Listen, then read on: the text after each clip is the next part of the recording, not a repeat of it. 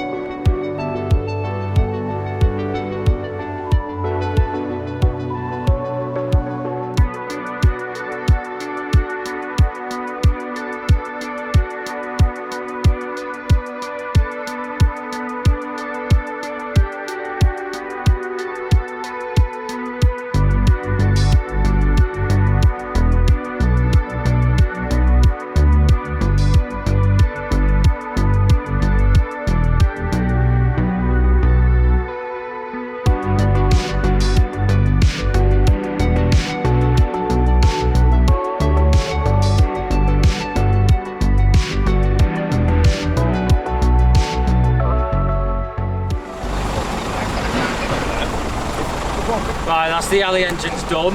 There is actually another wagon waiting at the top right now for steel engines. So we're going to get him down, get him loaded, and then today, that would have been 4 Arctics. 2 engines, 1 bales and 1 heavy. The next one's come in, we'll get him loaded.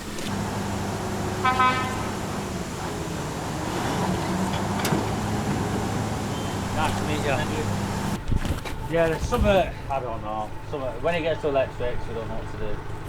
I kind of know a little bit. I don't claim everything, and especially with this, we'll have a look. Yeah. Chris said you haven't got any drawings or anything for it. Alright, we'll just try and see what we can do for you. I mean, we feel like it's a centre, don't we, of some of it? Yeah. Because there's a load of like safety things on it, Yeah. and Chris bailed, pulled the ram back, opened the lids, and now it won't show. Do it again. But if the baler was doing that, it won't let you do anything until it thinks It's the unsafe. rams or the lids are right. It's got to know everything. But Limit switches. we've had a bit of a mess, haven't we, Chris? Yeah. And in Get it to here, operate if we override relays. Yeah, I mean, these lights was green, like run and whatever, but now they're red. So we don't want to start messing with any of that. no. I mean, look, I was saying yesterday is that it is a basic PLC, which is a logic controller. From what we looked at the manual yesterday, the CPU light being red is either a power supply is missing or it's lost its program, which is a big thing. I mean, if you have the program, you would literally just plug into it and re-download it and it's done. And then the battery light is that the battery's failed or not installed. Now normally the battery in these is there to keep the memory safe and healthy. No, you mean the battery in there, don't In you? the PLC, yeah. The PLC. Yeah, behind one of the little doors there should be a little battery, a little NiCad sort of 1.2 volt battery. Yeah, because when we bought it, he changed that, didn't he? That would change. He put a new one of them on, so it's like it's either, like you say, it's lost its memory. Now, if it is that, I won't be able to sort it out today. we'll check all the the electrics of it, the automation side of it. But if it looks as if it's the program, we'll have to make another plan. And it might be easier that if you know the manufacturer or the supplier, if they've, because there's a couple of elements to it. There's obviously, the way to look at it is like if you're using Excel, right? The document you create in Excel would be your program. Yeah. But then you need the Excel to obviously connect to the device. And then you need the right cable. Right. So, as I say, we do a lot of automation stuff, but not on Telemac stuff, not on Telematics. If you're overriding a relay, what we'll try and trace first is, I know you said yesterday that you've swapped all the relays over and all the lights do come on. Yeah. So that kind of says that the coil on the relays are fine. But it's what the contacts are switching and what switches those coils. Yeah. If it's the PLC, that's as far as you're going to be able to trace it really. If it's a output in line with a switch, you'll be able to obviously find then if there's a switch that's not in the right state to allow the path to actually switch the device. So it's a couple of basic checks like that we can help you with and just see if we can get it running. Well, yeah, that's it. You just check it over. We just didn't want to start messing with any wires around, or stuff. But yeah, see what you think. Right, well, I'll go and get the remote because we'll need that. You operate it, yeah? Yeah. Alright, well just show me what it does and we'll take it. Right, so we're going to leave it with Chris now and the professionals, and hopefully it's nothing serious because we can override it. We didn't actually show it, but if you flick one of these little switches on these relays, you can override the system and still operate. But it's not ideal, We'd rather it be right. We are fully on top of the bales at the moment, and it's more just teething issues. We've only had the baler a week. We knew there was going to be issues. You get that with anything. And we're just learning the baler. I mean, if we can figure it out now, we'll know for the future. How confident are you? You get it, won't you? There's always an element of what you don't know, but most of the time you can sort it out. Ooh! That's a beast, isn't it? Bloody hell. Is that your word for it? Bloody hell. Jesus. Well, I mean, you obviously do a bit of off-roading then, don't you?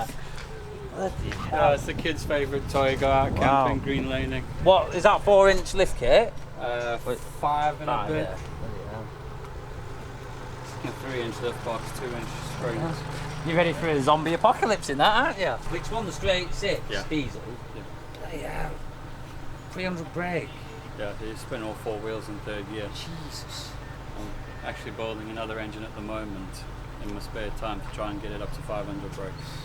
Same engine, just different. But yeah, so people won't be, they'll be like, bloody hell, that's quick. Jesus. For its size and weight as well. How much does it weigh? Well, if you've got a weigh bridge, put it on. We don't have one. We guess it at Must about... be 2 somewhere. We guess it at about 3 tons. Bloody hell. Wow. Yeah, when it's always fully loaded for camping as well, so the back's got fridge and... Oh, have you got one of the tent boxes on it? Yeah. Tents, awnings, everything. A couple of batteries. Right, I'm going to leave it with Chris now, and he'll get a bit of an update and troubleshoot. Right, quickly, whilst I've got Josh here, I managed to do a good half a day yesterday processing and a little bit this morning. I've got my aluminium pile here and my steel pile there. I have booked 4 Arctics out this week, which will be 100 tonne. It'll be 50 tonne of alley, 50 tonne of steel. Now, what I did want to explain was a lot of people might be thinking, why are we taking the gearboxes off the steel engines? Now, there's 3 prices with engines. You've got your irony alley, that's your top money. Pure aluminium casting on the engine with the gearbox.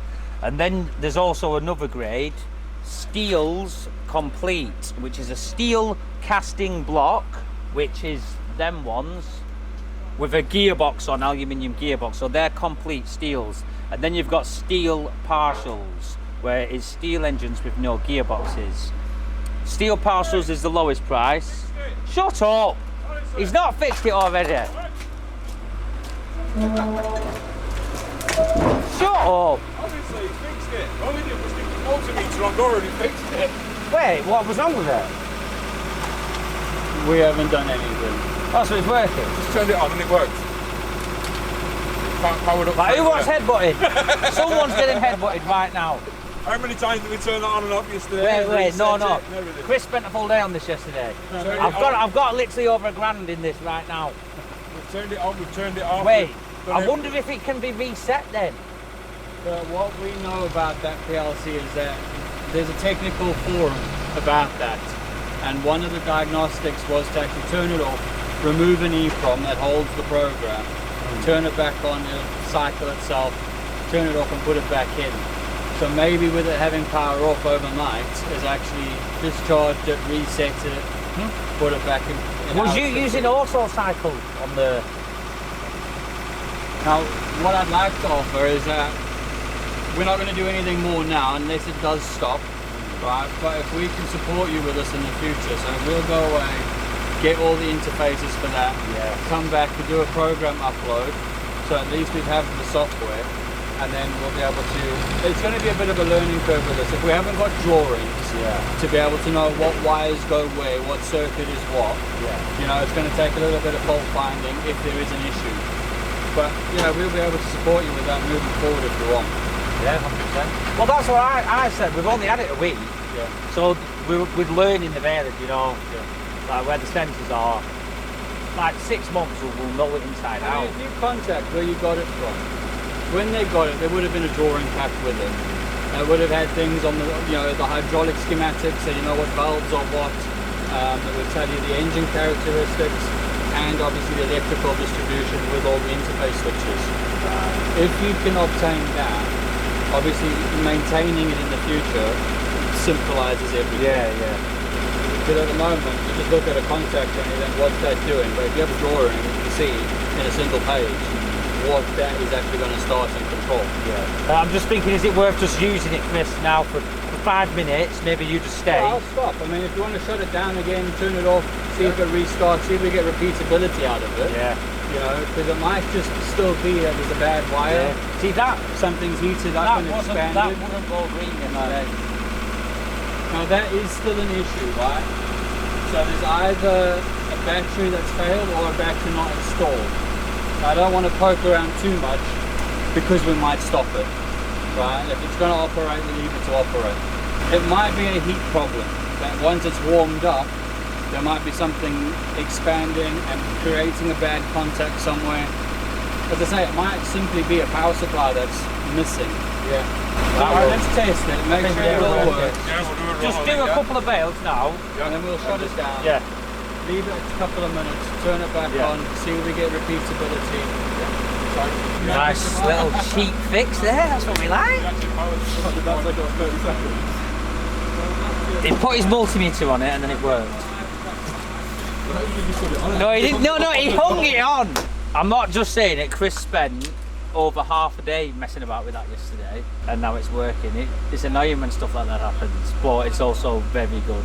But like I said, we're learning the Baler, and we're going to be fault finding for the next month. I know we prepared for this when we bought it, but what that's just done in the last 2 weeks is unbelievable. The Baler is mint. I'm not dogging it down in any way, shape or form. It's unbelievable. Anyway, where was I? Prices. Now I'm not going to start firing out the prices. I'm just going to give you some rough estimates. Let's just say, for instance, aluminium is £500 a tonne. Aluminium engines. Steel engines with gearboxes, let's just say it's £400 a tonne. And let's say steel partials are £360 a tonne. Now the difference from 360 to 400 on your steels minus your gearbox, this is where it might get a little bit confusing. Your gearbox is going to be going, them engines, a steel engine with a gearbox is 400 quid a tonne. I'm going to take the gearbox off and put the gearbox into 500 quid a tonne, and the steel engine now goes to 360 a tonne, or what did I say, 370? I think I said 370. So your steel engine then goes down from 400 to 370, whereas your gearbox goes from 400 to 500. So every tonne of engines I remove the gearbox from, we gain an extra 100 quid. And when you go over a 25 tonne Arctic minus your steel engines, basically there's more money in dismantling the gearboxes. That's the easiest way I can say. Obviously, if you're doing it slowly, it might not be worth it, hence why a lot of people do weigh-in steels with gearboxes. But I personally find it easier or more money and worth doing take them off. Because as you can see, a gearbox, for instance, a lot of people think they get destroyed, where if you do them wrong, you can destroy them. But this gearbox, does that look complete to you, Josh? No. No, I mean, like, it's not smashed to bits, though, is right, it? yeah. You can see you're not losing that much of your gearbox. I can understand what people are saying where they're smashed to bits and there's nothing left, but I'm managing to keep them pretty intact. So yeah, and it just gives you that bit of extra money. I mean, at the end of the day, like I was saying yesterday, an extra £5 a tonne here, £10 a tonne there, it does add up. Now this is an extra £100 a tonne. It's worth doing. Over your 25 tonne, it does add up. It's the same with your loom, your starter motors, your alternators. When we come to sell the starter motors, in this skip there might be 9 tonne. Now if I can get an extra 50 quid off someone for my 9 tonne, it's an extra 450 quid, see? And when you start getting higher value scrap, an extra 50 tonne isn't really that much. The buyer will most likely want to outbid the competitors, and it is a tough game, that scrap. So at the end of the day, you go where the money is, and if we can bump up the prices, or not bump them up, but get the maximum, we will do that. So yeah, it's the same with us buying the cars. At the end of the day, people are ringing us up, oh, these have offered that, these have offered that. If you want all the cars, you've got to pay the best money. Simple as that. It's a numbers game. Right, that'll do what. But what that's just done in the last 2 weeks is unbelievable. The Baler is mint. I'm not dogging it down in any way, shape or form. It's unbelievable. Anyway, where was I? Prices. Yes. Now I'm not going to start firing out the prices. I'm just going to give you some rough estimates. Let's just say, for instance, aluminium is £500 a tonne. Aluminium engines. Steel engines with gearboxes, let's just say it's £400 a tonne. And let's say steel partials are £360 a tonne.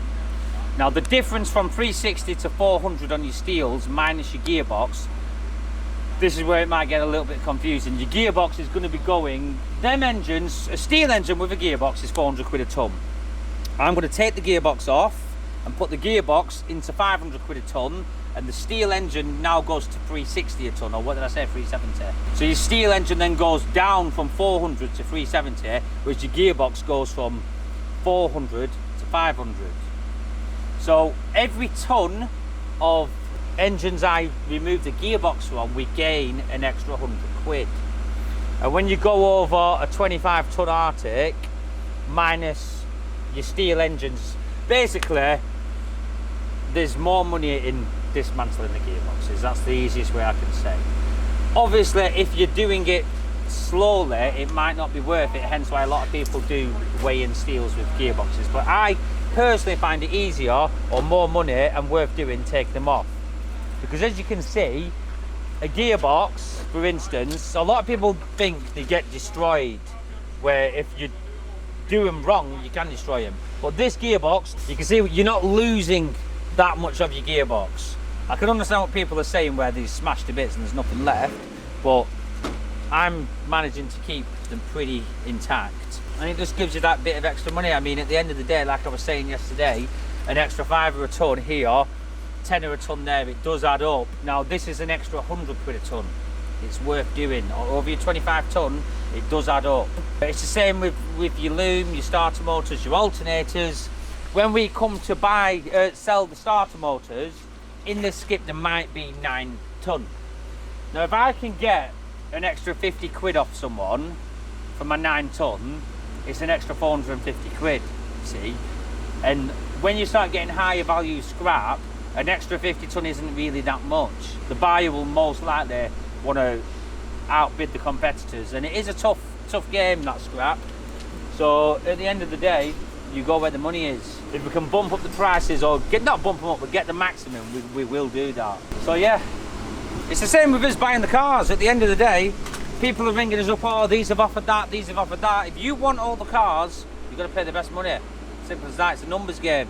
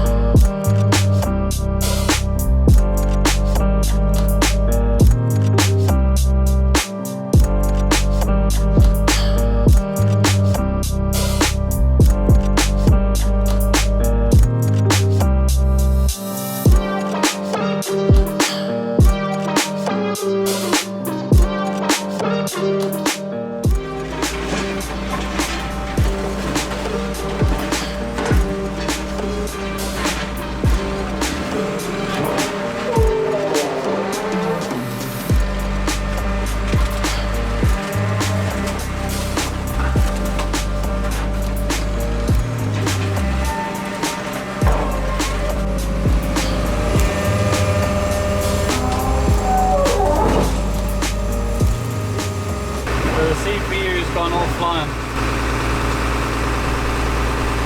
So what is it?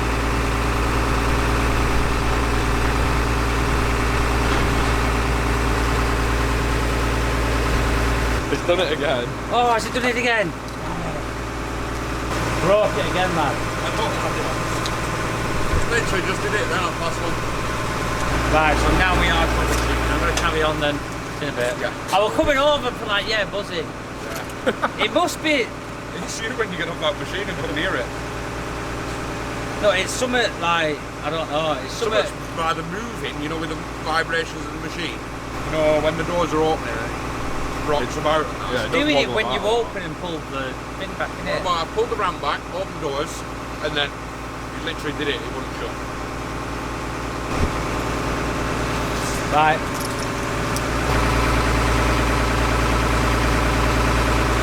So on this, there should actually be like a protective cover over that.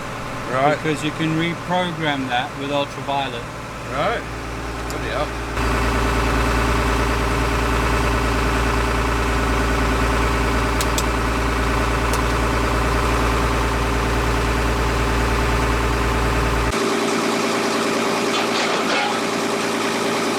So what I was looking at is obviously because you've got this, that works with that. Yeah. Right, but all the control signals are from that, which are all these terminals out from this cable cord. Right. So before it stopped, what I was trying to work out is how many control signals have you got. So like this arm is open and closed. Yeah. So that's 2. That arm, open and closed. Yeah. Then you've got the RAM in and out. Yeah. What else? We have what we call an option for auto bail. So you Right. close your doors, Yeah. then you put it to auto bail and start cycling. That does the ramp in and out. Yeah. You open one door, which is the big door, and then one little door opens by itself. Well, what controls the throttle on the engine? Right, so that's another input that you have. It'll do it, it'll still work on that. That'll work, and it will try and open the door, but it won't try and close. It'll do a little bit. That's it. So there's a mechanical interlock then. So what that's doing is that's just telling you, that's just releasing the pressure off the valves. So this RAM operates that side. Yes. Yeah, so that ramp and that one at that end, they do that door, and so on that side do this door, yeah. You know, there's 23 dB One on this one on the other, and then on the top on the block we have a roller like that. So just before you started, right, you've got all 8, 9 and 10 on. Yeah. Then you move it and you've got an out. So you've got an input Yeah. as you give an input and then you get an output. Yeah. So you can see there's 2 input off and then they change. Yeah. So like 8 was or 6 was closed and 7 was open, and then you can just see as these are all changing. Now this is going into a fault, so it's not recording anything. Yeah.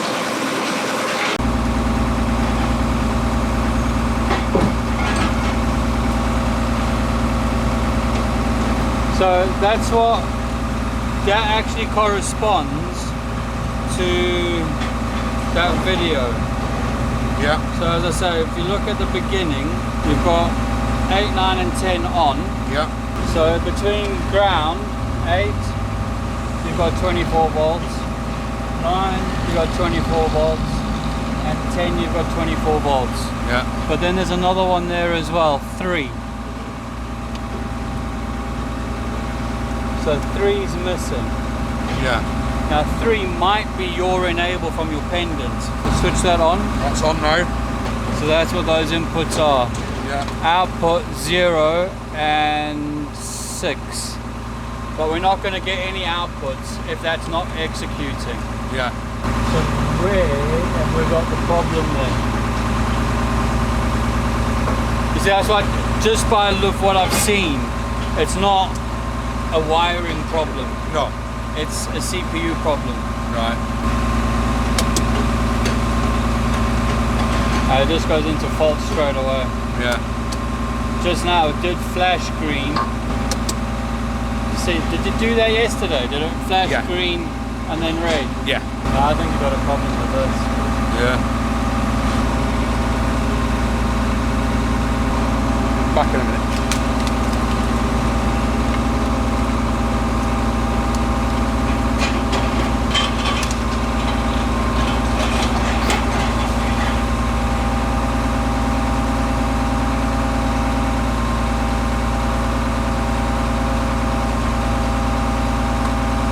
This is the brain.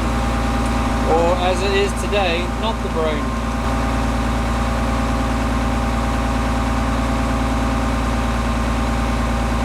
You can't tell how old that is, can you? What I'm thinking is it's this that's failing. Because, you know, if we measure the physical input, when I've arrived this morning, I've done nothing, I just started. That kind of could be indicative of something overheating or stopping in this. Whilst it's been operating, I've then just taken a video, just watching what's happening. Now the video's nice, I can go back to it. So I'm just watching the inputs and the outputs on this. I'm just trying to understand which input's doing what. As it's failed, we've then just measured the physical inputs on these terminals, and the state hasn't changed. They still operate. But this isn't executing. So what would have stopped? Right? Like we just tested the inputs here, whatever he does on here, we pick up on here. But this is obviously to this. Yeah. So this receives an RF signal, which gives us then a physical signal through here onto these terminals, which then through the logic will eventually come to the input terminals. So it must be this. So has that got like a flash on it or something? Yeah. Right. That's flash EEPROM. So it'll be that then, right? Well, that's where the program's stored. Right, yeah. Now, if you had the fault yesterday, it started working today, it suggests there's nothing wrong with the program. This is the CPU that executes the program. So you say they replaced one. Did they leave one with you? I might be able to buy that, yeah? Get one of them. Depending on the age. You know, if it's an old, it might be an obsolete product, I don't know, we can find out. I'll tell the office to find out quickly. If it's a current product, yes, you can buy a replacement. If it's an obsolete product, you'll probably find a second-hand or a new one on Radwell or eBay. Or, But it's strange how it's worked for 20 minutes, half an hour, and then stopped. Now the only thing that would do that is something warming up. So it might, and I'm guessing it's this, but it's like the only logical reason for it to stop. How it's just, because all he's done is eventually park the machine in its open position. Well, it's just time now, isn't it? Troubleshooting. TSX17. Oh my god! There's loads available. Yeah, are you blind? Yeah, that's the what price, son. That's what I told you paid for it. Jesus. Is that new? It's brand new, that, yeah. Bloody hell. Wait, they bought one. They might have warranty on it. So, I've just found the piece we need. And it's £1,000. Plus that. Plus that. What others is there available? Just go back page because there was others. No, it's different. That's got two ports. That's different. No, it's not. It's different. It's the same. It's you different, want, your it's the fruit bloody bar. same, your fruit job. Ours only has one of these on it. Yeah, that's only got one, you bloody No, it hasn't. one. It's got two. You one back, 1, 2. That's got two. Oh, ours has got one. Ours has got It's one. the same as this one, though. No, that's got two. Yeah, so that's not the same as No, ours. it's not. No, so you've got it wrong, haven't you? No, you've given me the numbers wrong. We haven't. Look at that. There you go. There's the numbers off it. So you can't even read a number right. TSX 17. Well, that'll do then. It'll be the numbers after it that'll be on the back of the box, probably. Oh, there's quite a few on. Oh, there's loads on. Oh, 75 quid. That's a single door as well. Is that the same one? Click on it. Be spares and repairs. Wait, there's Oh no, it's double. there's But it one don't here. matter. There's a single one here. I don't think it matters because you're only putting one program in anyway. Where's that one for 75 quid? I just find it a bit weird that that's gone again. It doesn't look brand new, the one they've put in. Because on that top corner It there. does look clean. Yeah, but look at that top corner.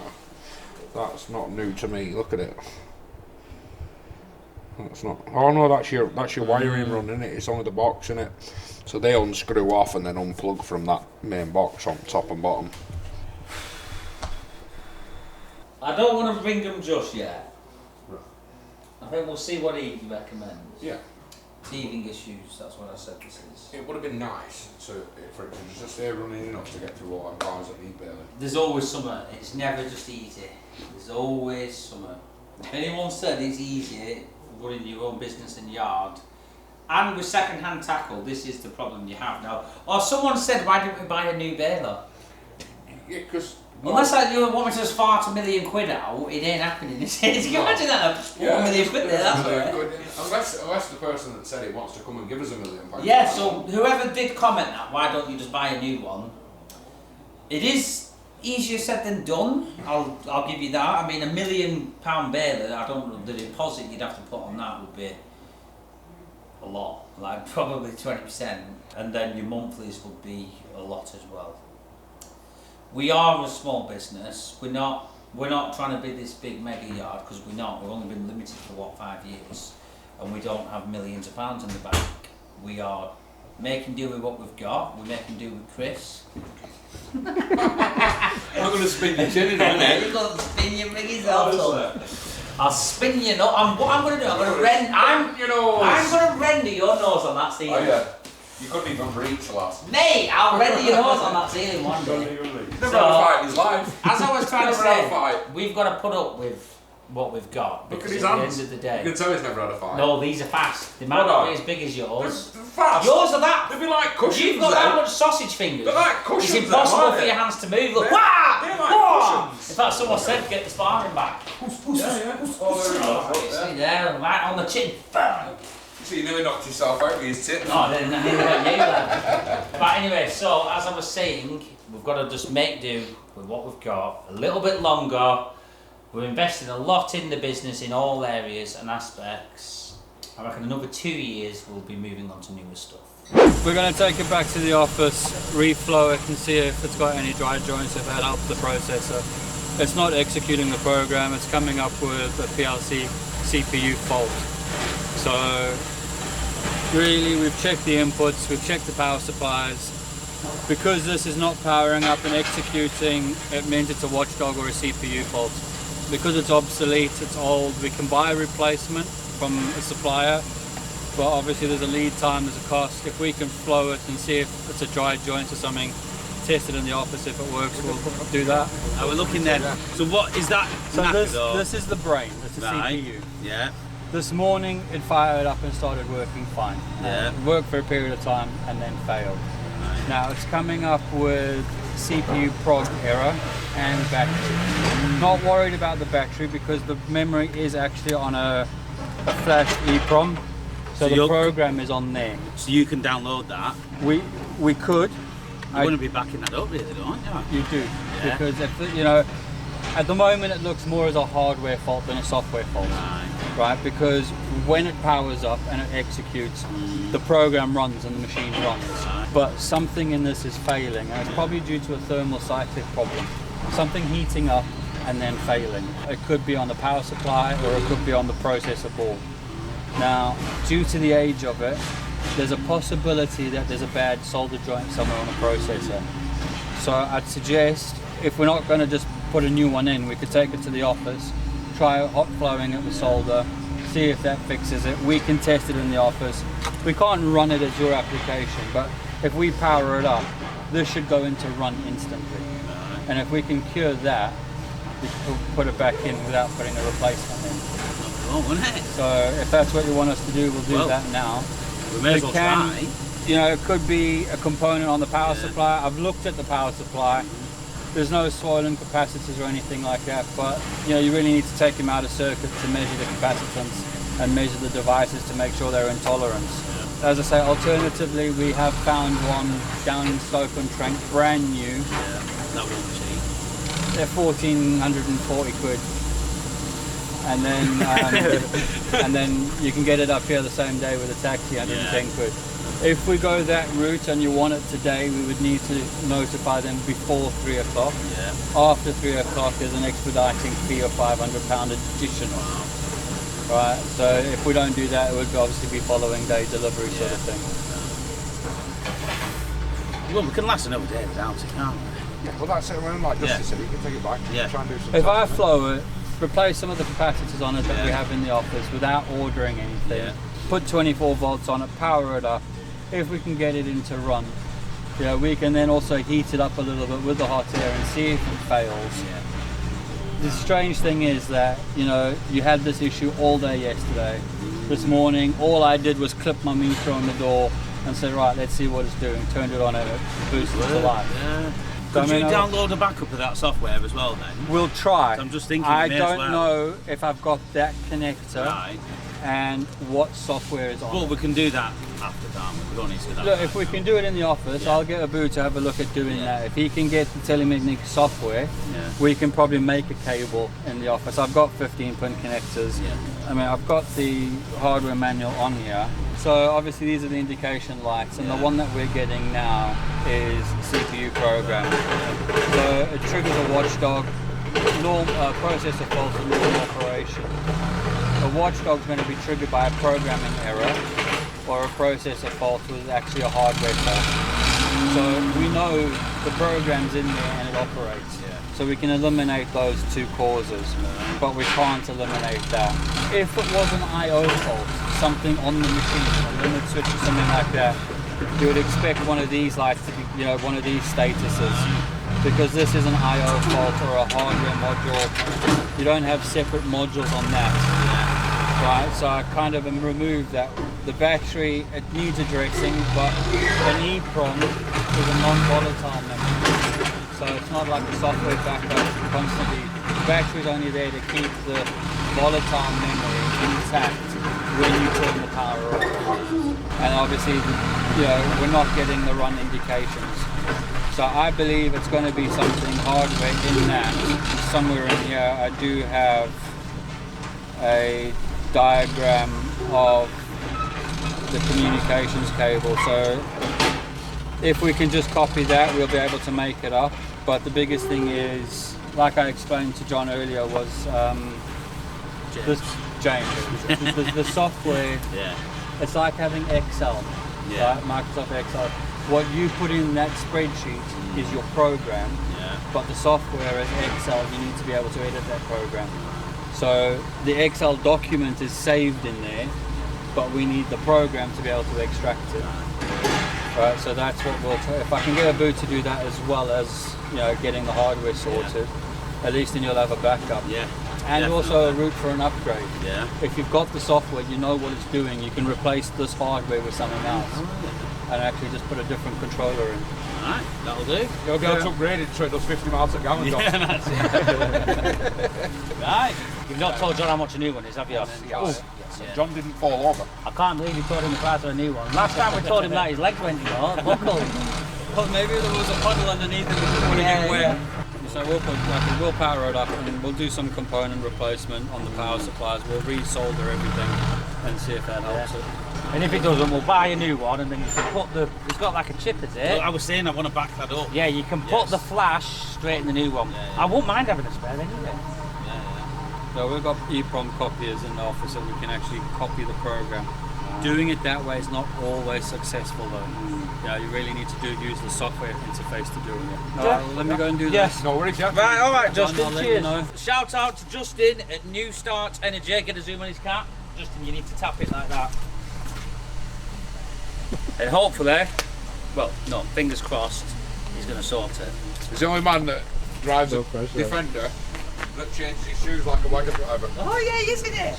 Was it that clean inside? There's no way. No, not really. Oh, it's pretty clean. Yeah, you've got a whole bloody sound system in it. Oh yeah. It's got everything in it. Jesus. It's even got eyes on windscreen. Is that the newer Dash?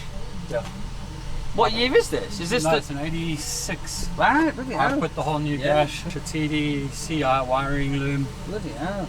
I had a Defender, you know. Yeah? Yeah, I saw it, yeah. big lift kit, all the bush wires, similar to this actually. Well, my bush wires were replaced for scaffold pole. Ah, yeah. Yeah, yours is like a roll cage. I isn't it? didn't build the roll cage. Right. So it was actually left basically abandoned on a car park in Kendal. Right, bloody hell. The previous owner, unfortunately, no longer with us, and the council picked it up to squash it. But someone who worked at the council knew the family the brother that owned it, and said, "Come and get it."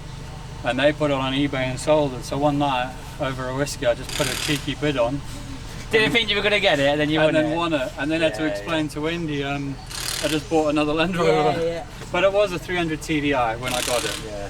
But I like just Land Rover engines are just. Show them what engine it's got in it. I'll put a picture on the screen of the one I had, right here. Mine was a 300 TDI, similar sort of Well, yours thing got off-road. terraformers and all that, Yeah, yeah. it had all 4-inch lift kit on it. There you go. Bloody hell. Have you done the conversion? Bloody hell. So that's out the Range Rover, is it? This specifically is X5 E53. Right, yeah. So it's standard, it's a 218 brake. It's got upgraded VNT turbo. It's got massive intercooler. I haven't actually done a huge amount on this engine. Serviced it, replaced all the normal bits, Yeah. and then put it in. And it was kind of like, see how it goes. 6-speed manual with a custom Winchester transfer box. So it's a 1.03 ratio. It's a bit torquey then, wasn't it? Yeah.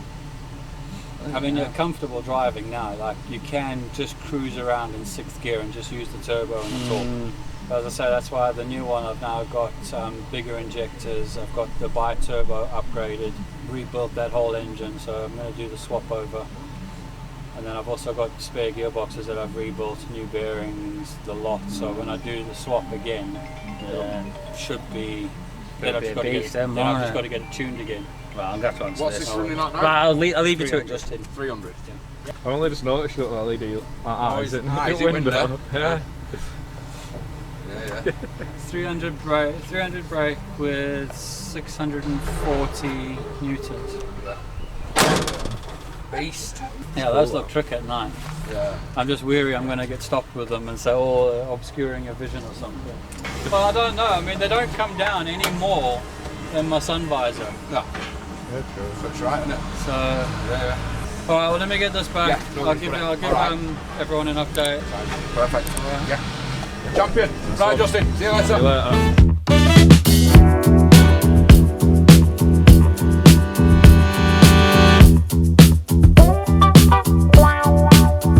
You better start moving and feel the music. Get your groove on and let it use you. When you feel the fire and you know it's right, pure desire, just hold on tight. Get up, down, move around, get down on the ground, get high and touch the sky. You know the reasons why. Just dance. I know sometimes life can be tough, and you feel like you just had enough.